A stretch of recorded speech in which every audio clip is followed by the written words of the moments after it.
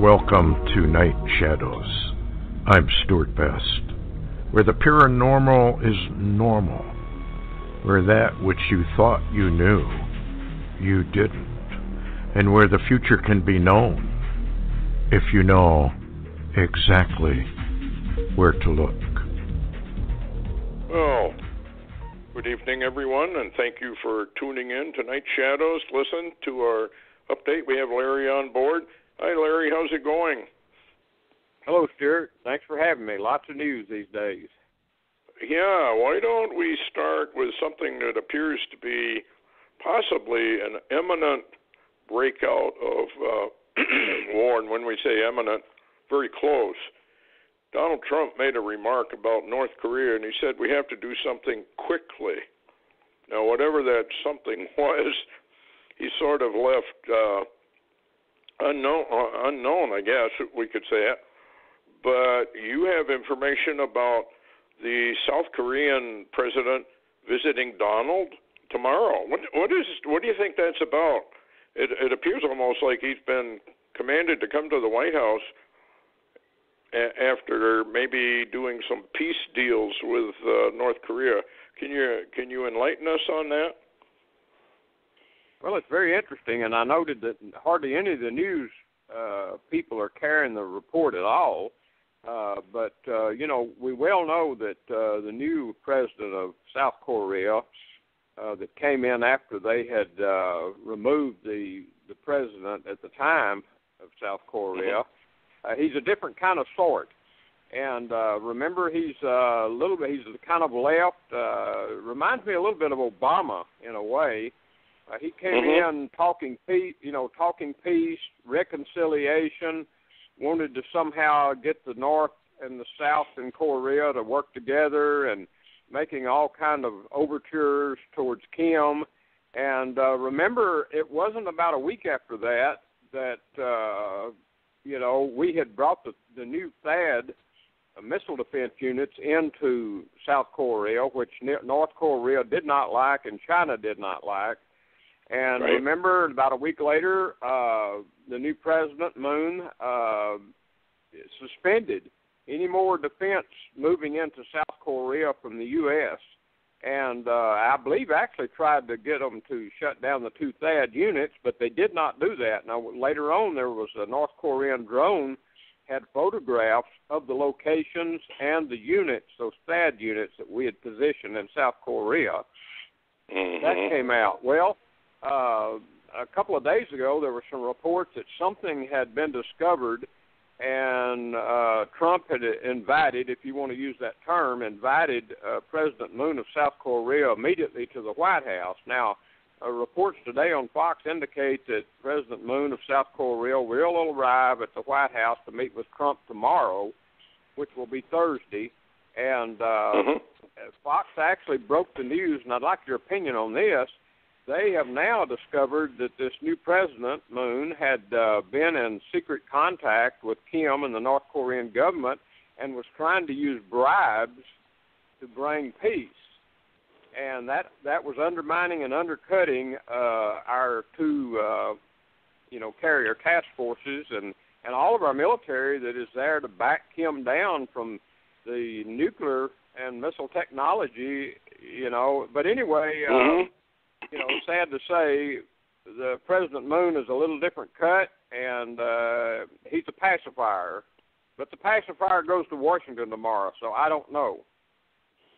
Well, it sounds like Trump is not necessarily a pacifier, but he would use probably any means to kind of silence Kim and push him back down. But I think the military knows that if Kim does not stop these tests, that they will become a huge national security issue for the United States, because Kim is constantly saying he's going to nuke the U.S. So I would guess that he's been called to Washington and being told to shut up and quit doing that. Everything else has failed. It's failed continually, and actually, that's why Kim does what he does.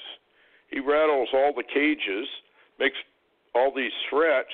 And really what it is, it's a, what do you call those things where they go into the cities, the mafia, and they take over the businesses in a form, where they say, well, if you don't want to get beaten up and you don't want your store trashed, pay us a ransom.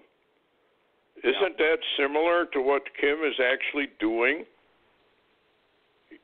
Trash the store and then say, well, pay us a ransom and we'll settle back down for a little while. Well, that's exactly what he's been doing all during the Bush administration and all during Obama's 8 years. That's all he's done. It's called a shakedown. He's using a military shakedown and terror tactics to bribe the world, and it's been working. However, something's changed because we've got the two carrier groups over there. They're very concerned about Hawaii right now. And I saw today that they're saying Kim has technology possibly now where he can put a nuke on the West Coast, like Los Angeles, in 30 minutes. So we don't have much lead time. And there are some intel reports coming out that they're not too convinced that we can shoot down either Russia's missiles or North Korean because of the way they're doing it. So North Korea has these subs, weren't they spotted off the West Coast? And who knows whether he has nuclear capability on those subs? Well, what's interesting, most of the technology says it doesn't even matter. You remember sometime back years ago, Russia had the technology that you could fire missiles out of a cargo ship, out of a cargo hold. They had the technology for that. And there are reports, I heard General Jack Keynes talking a couple of days ago. He said all Kim's got to do is send a cargo ship with one of those over near Hawaii, and he would take out all of Hawaii. They're very concerned, and what's interesting, too, is the news that Japan has now begun nuclear drills, active nuclear drills, telling their people how to flee and where to go in a possible nuke attack. And, of course, Japan's so close, they're very concerned about Kim fire. The thing is, the data, the intel that seems to be coming in indicates that if we make one advance, that the first attacks he's going to do is he's going to strike Japan, and he's going to strike immediately Seoul, and they say millions will die.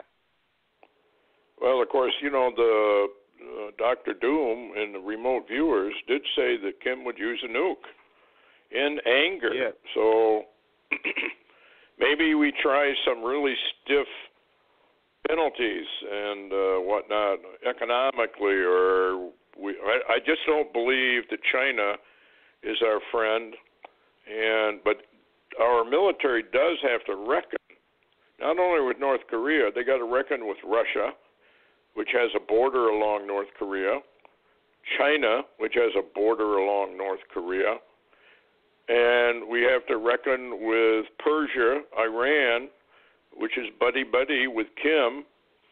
So do you think that might be, I've often wondered if it's a trap and this is the first domino to bring about the next war. What do you think? Well, you could possibly be right, because if once we begin to initiate conflict with North Korea, that can expand within hours to something we couldn't even hardly imagine, and at that expansion could also give us a great vulnerability to Chinese forces, Russian forces, Iranian forces. A lot of the forces that would love to attack us certainly would have that availability, and that's only one location. North Korea is just one. Yes. Well, there's a war brewing, it appears, between India and Pakistan, and possibly China and India. They're getting into a spat. Seems like the nations are getting angry, like the Bible says, and it's coming right about at the right time. When you view that star sign, there's a lot more to it, and it has occult overtones. The Christians believe one thing about the star sign. and what it means. But the occult has a totally different meaning to it. And if you were to accept what their meaning is, it's pointing to an arrival. Now, if you go back into the New Age stuff, we were going to get involved, I guess the United States and around the world would get involved in a major war. It might be throwing nuclear matches around. And that brings the arrival, to put it down. You guys can't keep doing this, basically, is the message. You're going to blow the planet apart. So we're taking over. If that occult meaning to the star sign is an actual arrival, which everybody's been talking about, the Bible certainly had been talking about it, that would mean we have to have war pretty soon. Major war, a conflict. And didn't you say that there were some generals that were talking on openly on Fox that they're very worried that we are looking down the barrel of a war very quickly or very soon? Is that right? Oh, absolutely. And by the way, Congress is acting very strange. They don't appear to be interested at all in a lot of the bills that they're expected to pass, and they act like there's no tomorrow. I'll use that terminology. They act like there's no tomorrow. And I heard today, by the way, Chapis had just resigned, from Congress, and I heard today they announced he's going to work for Fox News. And really? Yeah, there seems to be a realignment, if you want to use that terminology, a realignment of a number of national people all across the board. A lot of changes are going on, and of course the White House, that's a big change. That's, I saw where they put out The Swamp, the new book that just came out that indicates that they build Washington on a swamp completely. That's really historical. Yeah, so the only problem I have with all of this, Trump seems to have surrounded himself with swamp people. Maybe they're all going to pull the plug together. I don't know. I'm. You sent me that book, and I really appreciate it on the Trump prophecies. The only problem I have with some of that, and we don't know. I mean, the Lord has delayed things before. We've been there, right to the edge. His hand goes up. Not yet. So when it comes to that star sign, we truly do not know exactly what it means. But if you can take the 923 stuff that came out in 2015, all the movies, all of that occurred, they were pointing to a rapture, they were pointing to an arrival, and they were pointing to a new order of things. So then we had that sandstorm that delayed everything for 2 years, and here we are, coming up on the end of those 2 years. So this is going to get really, really interesting. What else did you have on the calendar for news? Well, the new situation that's evolving in Syria. You want to talk about that? Yes, by all means. Okay, we do know that there appears to be, according to the Pentagon and the three-letter agencies, satellite data showing that, Damascus or Assad is preparing another chemical attack in Syria. Now, the Trump administration has already sent him warning the last 2 or 3 days that it will not be tolerated, and we don't know what's going on in that. I mean, we just have to believe that that's what they're saying. However, at the same time, you have to be concerned about false flags and information and et cetera. But what is really telling is this morning when I got on Devka File, they even have a photograph on there, and I posted that today, and they have moved Assad out of Damascus and that region. They've moved into the Russians' Latakia air base. And, of course, there he's surrounded by armor, surrounded by batteries, that can shoot down planes, armed missiles. They've got 17 warships, Russian, off the coast of Syria there, off Latakia. So they've moved aside into the most secure Russian facility possible.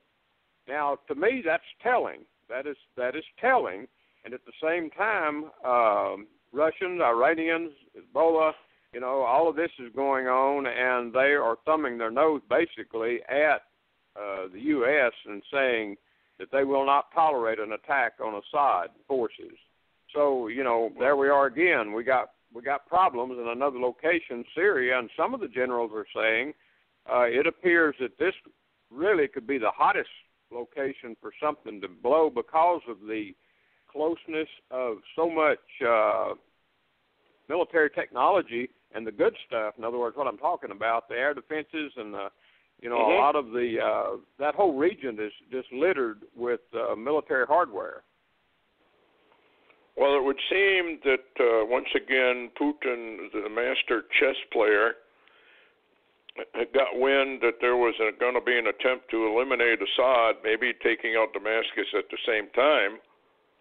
And Putin, in his wisdom, moves Assad to a Russian base so that if we try to take him out, we're in a direct war with Russia. And I think people have to understand something here. The neocons, the deep state, has always wanted a major war. They want World War III to bring in their new world order. And so it seems like they're just provoking everywhere they can, and the Bible would agree with that. Those who stir up trouble and strife. And if you look to who it is, of course, it's the rich men of the earth, the rulers and the Psalm 2. We're right back. We always go back to Psalm 2, the kings and the rulers. Well, the kings and the rulers are basically the rich men. Yeah, and what's interesting, Stuart, what's interesting that would really dovetail into what you just now said is the fact that recently Fox has uncovered information, and you remember how John McCain is continually wanting some type of attacks or confrontations with Russia. It's Russia. Yes. Russia. Everything's Russia. And that's one of the conflicts that's has arisen for a while is so many want some conflict with Russia, and Donald Trump really has come in trying to talk to or wanting to talk to Russia, but they've done everything they can to totally prevent that. And they recently have uncovered some ties into John McCain and his group that are directly from George Soros. So what you just said, it fits perfectly. Well, there's a lot of stuff going on this war on Donald Trump.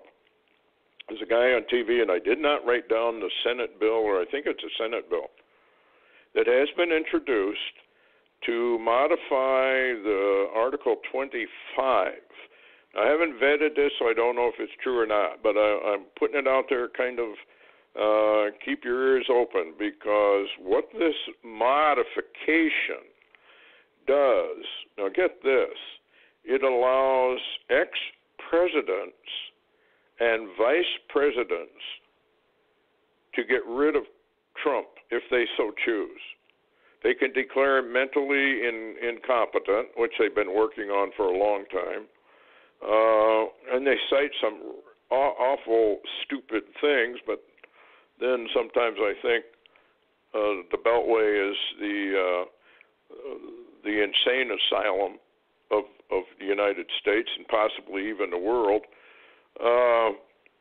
And the inmates are running it, and so you have all of these problems, and so they can declare Trump mentally incompetent to be president. And guess who gets to be president right away after they declare that? Mike Pence. I find that very, very interesting. Well, Stuart, if there has been rumors for almost a month now after Obama went to, he set up his agency there in Washington, D.C. to battle Trump and his administration, and then he went to Europe, and there was rumors that came out of his trip to Europe that he was secretly planning that if they could not dethrone Trump any other way, that he, Barack Obama, would run for a third term regardless of the consequences in America. And they believed that by the time that the streets began to catch on fire and all the trouble in America came, that they could somehow overcome that law, that a previous president couldn't run again in a third term. However, they may change that. He may have already known that was the direction they were going, and so there are reports that Obama is going to run possibly against Trump or try to take Trump out of office and take the seat back. I wouldn't doubt it. There's a lot of things about Barack Hussein Obama that signal problems. Let's put it that way. And they will try to get him back on the throne because the deep state needs a communist and probably an Islamist on the throne to do their dirty work here. In fact, if Hillary had been elected, we wouldn't be having probably this radio show. Probably be in a FEMA camp somewhere or dead. They were getting ready to move and move very, very rapidly. And I just think the Lord delayed it for 2 years. And guess what happens within those 2 years? Donald Trump comes along and delays everything. But the question we have is how long before they do get him? Because they're really working hard to do that. I wanted to jump on this Yellowstone thing a little bit. I was reading on Stan Deo's site over 800 and some odd earthquakes. Yeah, it's been rattling. There's been a lot of and that's just the last couple of weeks or so. You remember Stan Deo warned us on one of our shows one time about a year ago that they had disconnected all the public viewing technology for Yellowstone earthquakes, and we couldn't follow it that close anymore. But now they're having so much activity at Yellowstone, it's becoming difficult for them to hide it. Well, what I'm curious about, because of the sudden increase in all these quakes and the upcoming solar eclipse that crosses, not really right over it, but close enough that it could trigger Yellowstone. And headline here says also, getting out of Yellowstone, the sun is set to change form as NASA says solar minimum on the way. Now, we also have these charts showing that cosmic rays have been increasing every week. What would happen if we go into a deep, deep minimum? Because every time the sun goes into a minimum, cosmic rays come in because the solar wind isn't as strong, and so the cosmic waves coming from the Milky Way, basically, overpower the solar wind, and they come into the inner system. And I'm wondering if that doesn't have something to do with the bot sun disease and people being really severely affected by waves, cosmic rays. What do you think? Well, that's certainly a possibility. And, Stan Deo warned at one time, too, about the South Atlantic anomaly and how that more were going to develop just like that, and that with the twisting of our gravitational field, it's allowing more and more of this radiation and the bad stuff out there into our atmosphere and down to the surface of the planet. So Yeah, I kind of think the bots may be a little bit accurate in people having problems. Yeah, it seems like people really are beginning to have mental problems, and they're, problems with sleep, problems with all kinds of mental aberrations that they didn't have before, but are now increasing. Do you know anything about this headline? Vladimir Putin sends message to Russian sleeper agents in the West as Russia launches a top-secret military satellite. I wonder what that's about.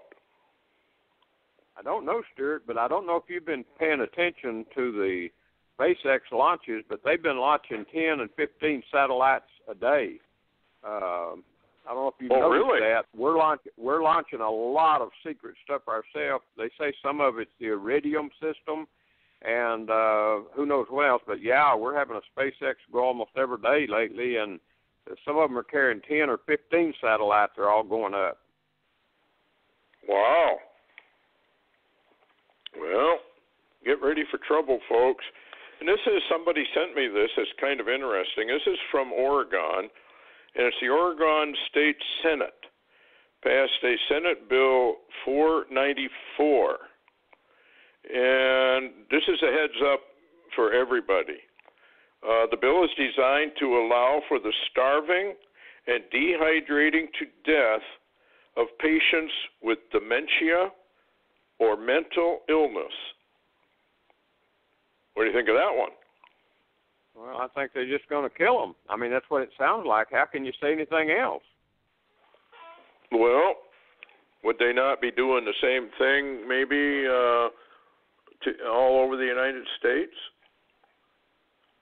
That's what I'm wondering about. When you see bills like this, Oregon is a New World Order state, has been for a long, long time. They're like Massachusetts. They're what they call test states, just to see what the people are going to do. And California is another one. But this is really, this is open hunting season. Oh, it's been that because way. Yeah, go ahead. I was just going to say, they've been trying to kill them before they were born, humanity, for a long, long time, and abortion's one of the major industries in America. And these same states, they go crazy if you talk about touching up Planned Parenthood or their money. And the only thing, the elderly they're on the other end of the curve from those that are being killed before they're born. Yeah, it reminds me of the movie Soylent Green. Oh, my. Where they take you in and grind you up and can you, I guess, and put you back out on the market. Yeah, I'll tell you it's what. Not funny, I'll tell you what, people need to watch that movie if they hadn't, because if the famine's coming that seems to be predicted, and even the Deos talk about, that movie may become more than real. Yeah. Well, I think we're in for some very, very interesting things that are going to be coming up relatively suddenly in front of the American people. Surprises, let's word it that way. Big surprises and big changes are on the offering. And I don't think there's any question that the star sign on 923 is very, very interesting. And there's another one in Revelation 15, and that kind of caps the tribulation period. So you remember what the Lord did say. These things, the sun, the moon, the stars, are for signs. And you're supposed to be paying attention to the cosmos. Got anything else you want to add quickly? Oh, I was just going to mention what's interesting is the star signs, or the signs in the heavens. That's the Creator's work, and the enemy, all he can do is use that or try to corrupt that, but he don't have any stuff of his own. Yeah, he never did, really, did he? He's a replicator, but he can't create, and people need to know that. Anyway. Thanks for coming on, Larry, and we'll set something up for Friday to get into this more depth.